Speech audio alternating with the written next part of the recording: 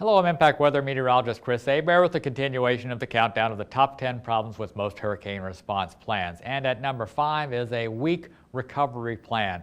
Many companies have some very good hurricane response plans that work quite well up until the hurricane hits, but what happens after the hurricane passes? You need to have a very good recovery plan as well, because after the storm hits, you might not have communications with your employees for several weeks or even longer. They're scattered to the four winds and there's no way to get hold of them. Communication lines may be down as well. So one thing you can do to rectify that is to have a national or internet site that's located somewhere away from your home base so that employees at distant locations can access that website, provide their contact information, and you can provide information to them as to what they need to do to get back to work. And that way your business can get up and running a lot more quickly. You need to check that fuel contract. If you have a generator and need to run your business right after the hurricane hits, then check that fuel contract and make sure that your fuel is guaranteed no matter what the next time a hurricane hits. And we had some instances in recent years of fuel being diverted from one company to other companies by the state, various states,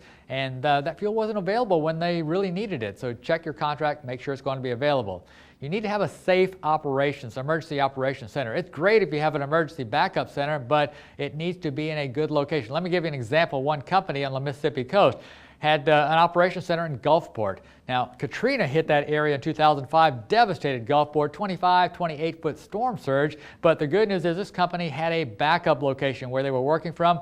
That was in New Orleans. So both locations were taken out by the same hurricane. They had no place to work. So pick a backup location that's away from the coast, certainly far enough away from your home base so that both aren't going to be taken out by the same storm.